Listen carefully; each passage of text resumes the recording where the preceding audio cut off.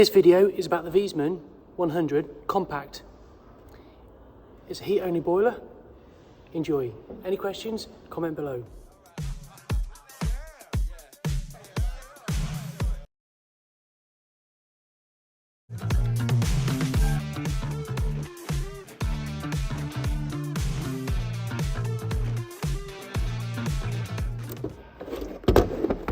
Undo this, try putting hairdryer on it, change the internal fuse, which is a slow 1 amp.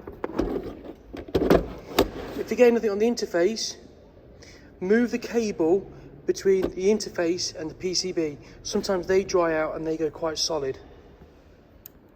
These have a high limit stat, so let's just check these.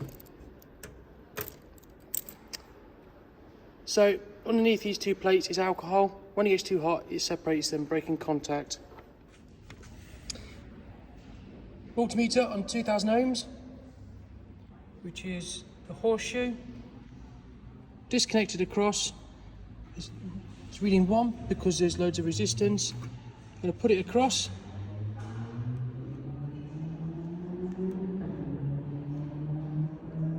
.04. So there's now no resistance going through that.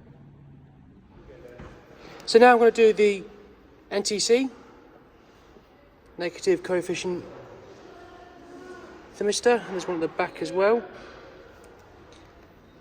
Multimeter, 20,000 ohms resistance. The horseshoe. I've disconnected the cables.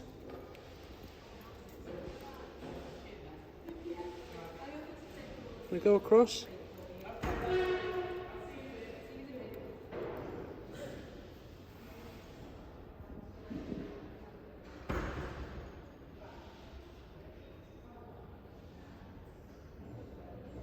.11,000 ohms. So it says it's about 25 degrees, which is right. So these boilers have a paddle switch across, so that when the pump's working, the boiler can fire up. They can leak and they can seize. If you're filling the system up and it's airlocked or got dirt in, they can seize as well. So let's have a look inside.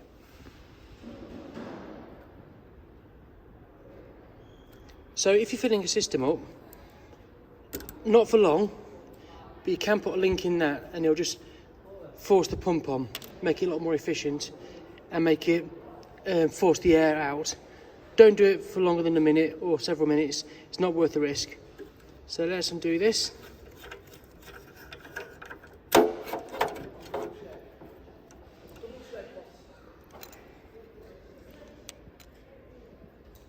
So if this heat exchanger gets full of air, this doesn't switch across, so that's why I say link it out.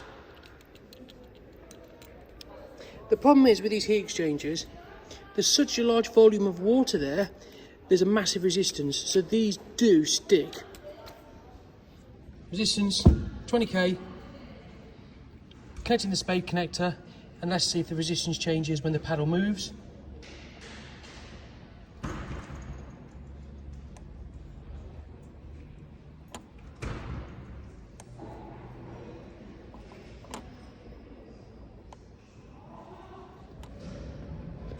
So the heat exchanger, you can use water from the condensation trap because it's acidic, or clean it, vinegar.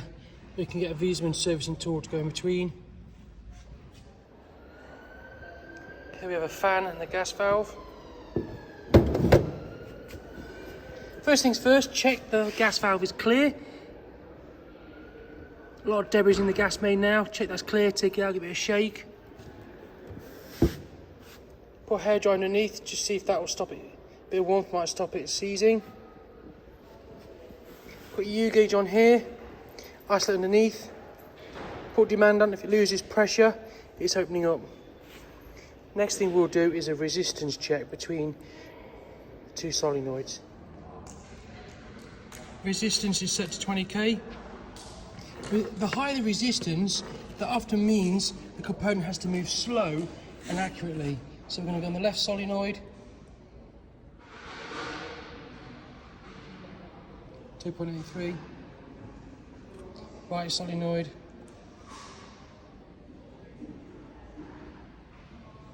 1.34.